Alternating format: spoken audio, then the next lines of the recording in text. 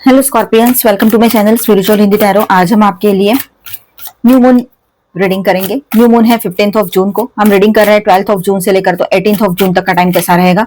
ठीक है, आप पहले से रिलेशनशिप में हो, शादीशुदा हो, या फिर आप न्यू रिलेशनशिप में आए हो, जस्ट शुरू हो रहा है या देख रहे हो, या तो फिर आप पहले से रिलेशनशिप में हो, शादीशुदा हो, सभी के लिए गाइडेंस रहेगा। आपके लव लाइफ पर क्या इफेक्ट देगा वो हम देखेंगे। फिर जो लोग पहले से रिश्ते में हैं तो उनके पार्टनर के साथ कैसा रहेगा वो भी समझ में आ जाएगा। यहाँ पर पार्टनर पर क्या इफेक्ट आ रहा है इस न्यू मून का। ठीक है, 2 ऑफ कप से स्टार्ट हुआ है, बहुत ही अच्छी एनर्जी है। Okay, strength, king of wands and 8 of pentacles भी है।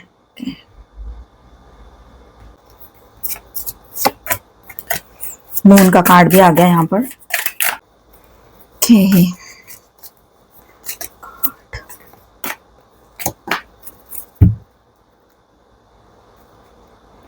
Bottom of the deck is tower. अब देखिए यहाँ पर 2 तरह की एनर्जीज है। ठीक है, तो यहाँ ऐसा है कि आपके, सबसे पहले तो मैं टॉवर के साथ ही बात कर लेती हूँ। तो जिन लोगों का, देखो ऐसा है कि किसी रिलेशनशिप में आप लोग थे, अभी सिंगल हुए हो, या एक वो फेज चल रहा है आपका कि एक रिश्ते से आप बाहर आ रहे हो, अभी अभी सोच रहे हो, समझ रहे हो सही है गलत है, क्या हुआ है क्या नहीं हुआ है। ठीक है, मतलब ऐसी कंफ्यूजन में फंसे हो कि क्या मैंने इसको छोड़कर, इससे रिश्ता तोड़कर सही किया या नहीं। फिर दूसरा मन कहता है सही तो किया, इतना तो प्रॉब्लम हो रहा था, वैसे भी उसके रहने ना रहने से क्या ही फर्क पड़ रहा था, कोई सपोर्ट तो था नहीं, कोई कमिटमेंट नहीं था, कुछ नहीं था। ऐसा कुछ ना कुछ दिमाग में चल भी रहा हो, ये भी हो सकता है जिन लोगों की ये सिचुएशन है। ठीक है, तो ये टॉवर होना बहुत जरूरी था आप दोनों के बीच में, क्योंकि काफी टाइम से ये रिश्ता जो है एक ही लूप में फंसा हुआ था, एक ही जैसी चीजें हो रही थी इसमें, और आप नहीं समझ पा रहे थे कि ये इसका आगे क्या होगा, इसका फ्यूचर क्या होगा।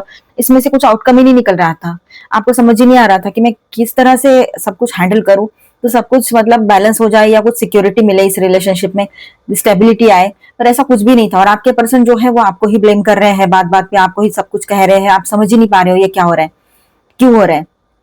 कभी कभी आपको लगता था कि ठीक है, थोड़ा सा मेरा स्वभाव भी ऐसा हो, इसलिए ऐसा हो सकता है। तो आपने शुरुआत में समझा, बाद में भी समझा, बाद में भी समझा, समझते ही चले गए, खुद को ही थोड़ा सा ब्लेम करते गए, या तो फिर चलो ठीक है रिश्ता बचता है तो कर लेते हैं, क्या होता है, ऐसा सोच सोच के करते गए। लेकिन आखिर में आपकी आंखें खुल गई जब आपने बहुत कुछ ऐसा देख लिया, समझ लिया, आपके सिर के ऊपर हो गया सब कुछ कि ये नहीं, ये कुछ अलग है, ये नॉर्मल चीजें नहीं है, बार बार मैं गलत नहीं हो सकती या सकता।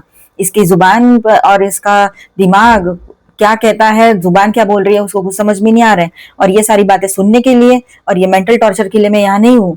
ये बात जब आपने समझी तब आप उसमें से बाहर निकल आए। आपको वक्त बहुत लगा इसमें से बाहर आने के लिए, ये सारी चीजें समझने के लिए।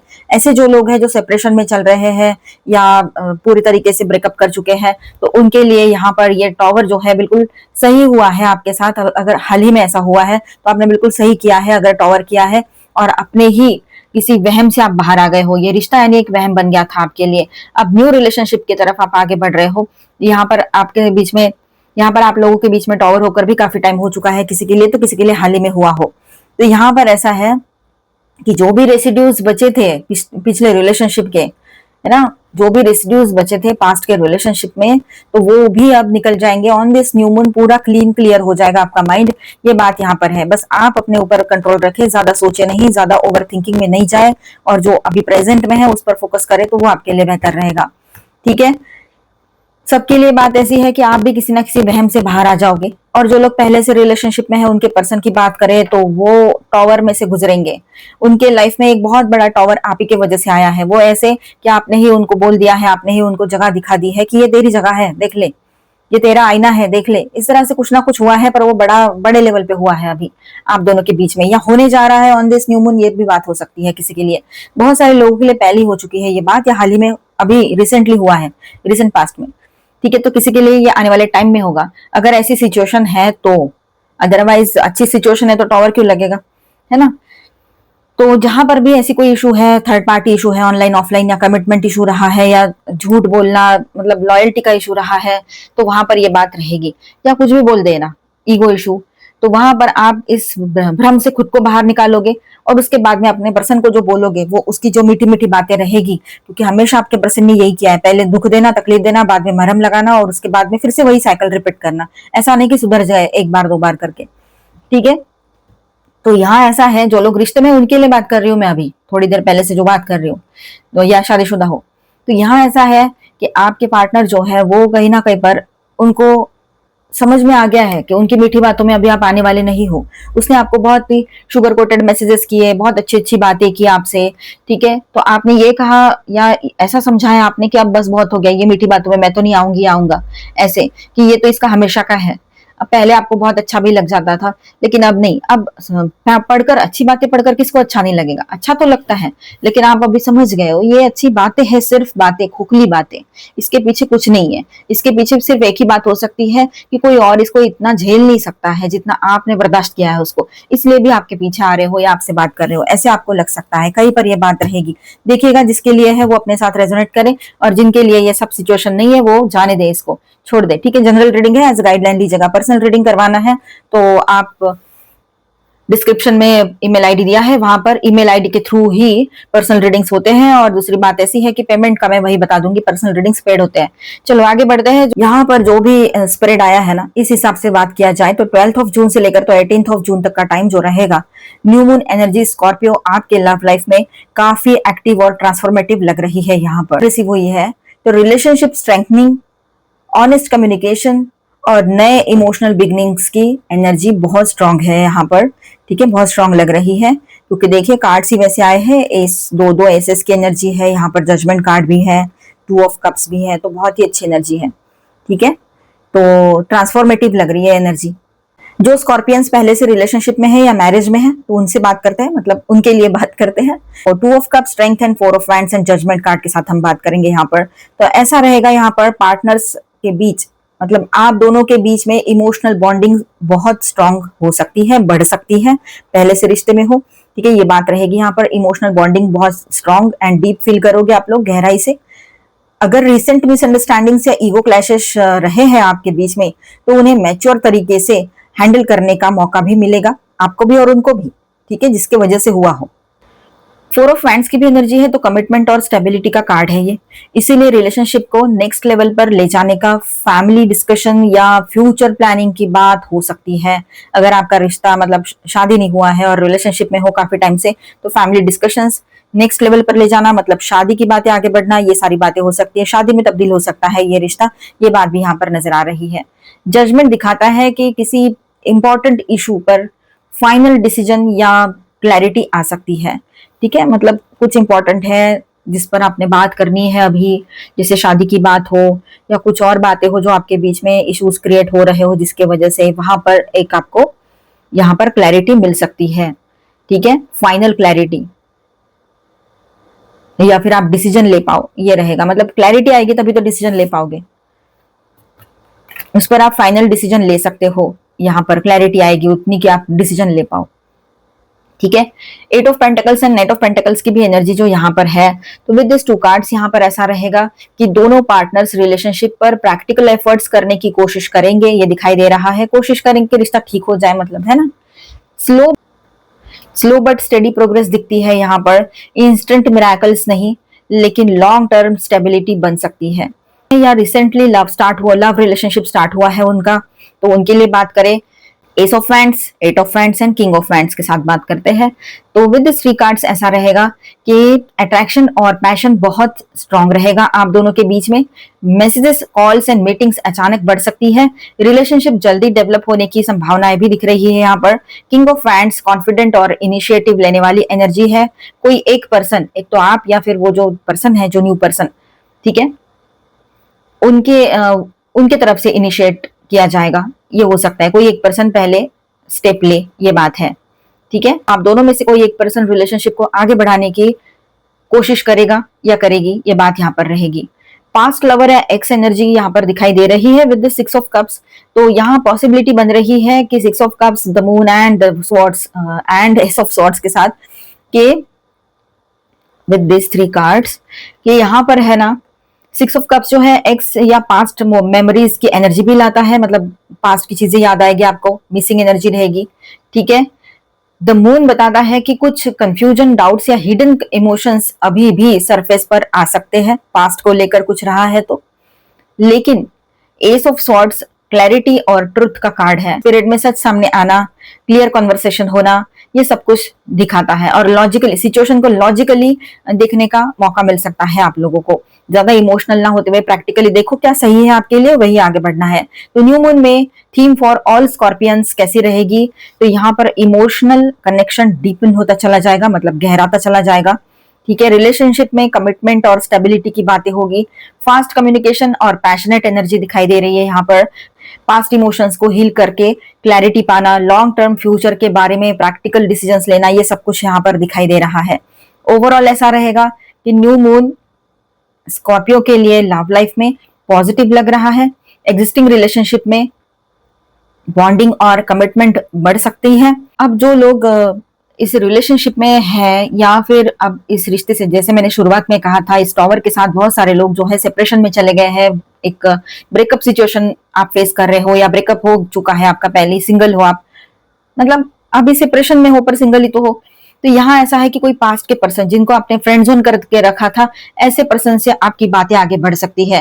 वो खुद आपके लाइफ में एज ए फ्रेंड ही थे, लेकिन इन दिनों हो सकता है कि उनके तरफ से कुछ बातें आगे बढ़े, वो कुछ ऐसी बातें करे जो आपको अच्छी लगे और काफी टाइम से वो बोल भी रहे थे, उन पर आप थोड़ा बहुत ट्रस्ट कर ही सकते हो। क्योंकि अभी ऐसा हुआ है कि कोई कितना भी अच्छा रहे, अच्छी रहे, लेकिन आपका ट्रस्ट ही नहीं आता है।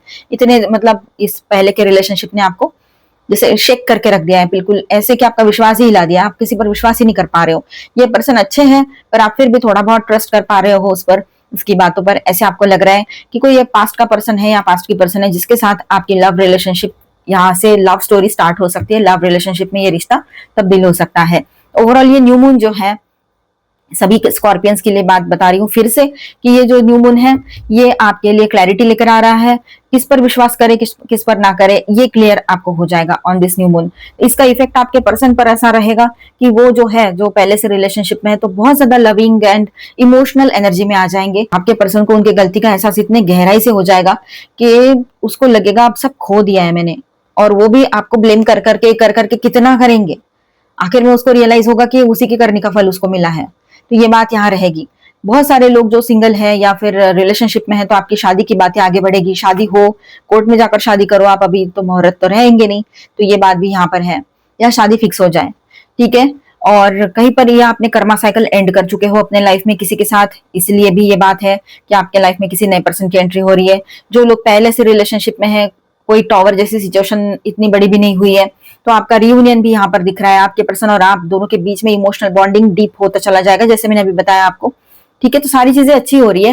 न्यू मून का इफेक्ट आपके लिए अच्छा ही आ रहा है, तो पॉजिटिव सोचना है आपने। जैसे सोच रखोगे वैसी ही एनर्जीज बढ़ेगी। खास तौर पर न्यू मून और फुल मून के आसपास तो अपनी सोच पर ध्यान रखिएगा। तो यहाँ पर मैं स्टार साइंस बताते चलूं, स्कॉर्पियो, कैंसर, जेमिनी, लियो हेवी एनर्जीज। माइनर अरकानाज में है Aries, Leo, Sagittarius, cancer, Scorpio, Pisces, Aquarius, Libra, Gemini and taurus, Virgo, Capricorn, all 12 science की एनर्जी है।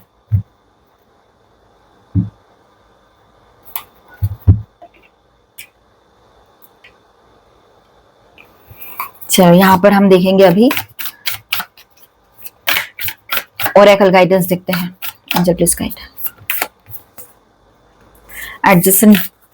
Adjustments are required. देखिए कुछ एडजस्टमेंट्स आपको करने पड़ सकते हैं। Conclusions are within reach. कुछ कंक्लूजन्स निकल आएंगे ऑन दिस न्यू मून, और न्यू मून के आसपास की एनर्जी है ये। ठीक है, किसी भी चीज पर, किसी भी बात पर, जैसे मैंने कहा था काफी टाइम से एक ही लूप में फंसे थे, समझ नहीं आ रहा था, और टॉवर का कार्ड भी आ गया, तो वो क्या दिखा रहा है हमें, कुछ कंक्लूजन पर पहुंच जाओगे आप लोग, किसी वहम से बाहर आ जाओगे, तो क्लैरिटी मिलेगी आपको। It time to give rather than take up, give and receive, balance करने का टाइम आ चुका है। आपके पर्सन समझ पाएंगे इस बात को, चाहे आप अभी अभी किसी रिश्ते में एंटर हो रहे हो या फिर पहले से रिश्ते में हो या मैरिड हो, सबके लिए ये बात रहेगी यहाँ पर। Look at the bigger picture, बड़ा सोचो, छोटी छोटी बातों को माइंड करना छोड़ दो, तभी सुकून से जी पाओगे, है ना। ये सही बात है। इसका मतलब ये नहीं है किसी पर भी भरोसा करो और कुछ भी करो, अपनी बाउंड्री लेके चलना है, लेकिन छोटी छोटी बातों को लेट गो कर ही देना पड़ेगा, तभी पीस ऑफ माइंड मिलेगा। ए फायरी क्लाइमैक्स अप्रोचेस, आपका लड़ाई झगड़ा हो सकता है, टॉवर आ गया था, पता है ना। तो एक तो पहले हो चुका है, मैंने कहा है पहले कुछ हो चुका है रिसेंट पास्ट में, या फिर ये न्यू मून के आसपास ये हो सकता है आपके पर्सन से आपका किसी बात पर थोड़ा सा बात बिगड़ जाए और ये चीज, ये सिचुएशन क्रिएट हो सकती है। Take time to breathe out, थोड़ा शांत हो जाओ, अपने लिए वक्त निकालो, वो बहुत जरूरी रहेगा। बैलेंस, स्पिरिचुअलिटी एंड प्रैक्टिकलिटी, तो अपने लाइफ में बैलेंस मेंटेन करने की जरूरत रहेगी यहाँ पर आपके लिए। ठीक है, देखिए surround yourself with positive energy, मैंने कहा था पॉजिटिव सोचो।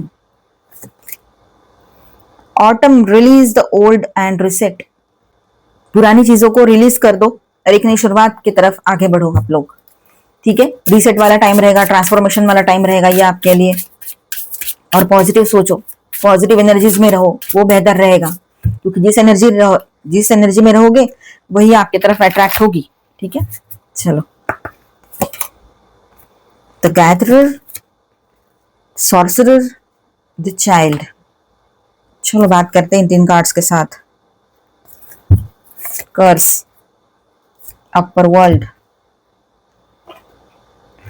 अब देखिए यहां पर आप में से कुछ लोग अपने एंसेस्टर्स का कर्मा लेकर आ रहे हो। बहुत सारा सब कुछ कर्मा गैदर करके रखा था, जमा करके रखा था, अब वो कर्मा फिनिश हो रहा है आपके लाइफ में, ठीक है। बहुत सारी चीजें ऐसी है हम साथ में लेकर चल रहे थे बरसों से, अरसों से, काफी जन्मों से, वो कहीं ना कहीं पर फिनिश होने का टाइम है। ये बर्थ शायद आपने कर्मा फिनिश करने के लिए लिया हो, ये भी किसी के लिए रह सकता है, ठीक है। तो यहाँ पर ऐसा है कि अचानक से वो सारा कर्मा फिनिश हो जाए तो अचानक से एक मैजिकली सब कुछ ठीक हो रहा है ऐसे आपको लगने लगेगा। आप किसी ऐसे पर्सन से भी मिल सकते हो जो आपको बहुत अच्छा गाइडेंस दे, ठीक है। लेकिन यहाँ पर कोई ऐसे पर्सन आपसे मिल सकते हैं कि जिनकी बातें आपके लिए मैजिकली वर्क करेगी, ठीक है। और आपको ऐसा लगेगा कि बहुत सारी चीजें तो बदल गई है इनकी बातें सुनकर, या इन्होंने जो गाइडेंस दिया था उसे सुनकर। पॉजिटिव थिंकिंग करो, सही रहेगा, ठीक है। आप है ना अपने अंदर का इनर चाइल्ड जो है उसके ऊपर वर्क करना बहुत जरूरी रहेगा आपके लिए।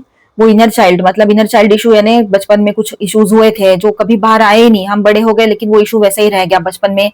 कभी भी वो याद आती है तो हमें तकलीफ होती है उस याद से, तो उसे निकाल कर फेंकना है हमें। तो क्या करना है, तो इनर चाइल्ड मेडिटेशन बहुत सारे हैं यूट्यूब पर, कोई भी अच्छा देखो रिलायबल और उसको सुनो, या फिर किसी से हीलर से मिल लो, ठीक है। ये बचपन में कुछ हुआ था तो आपको एक सीधी टेक्निक बता दूं मैं, एकदम शांत बैठ जाओ, जैसे मेडिटेशन करते हो। मेडिटेशन करना आता है तो बहुत ही बेहतर बात है, नहीं आता है तो शांत बैठ जाओ, कोई भी अच्छा सा म्यूजिक लगा लो, जो मेडिटेशन के म्यूजिक्स होते हैं ना वो, ठीक है।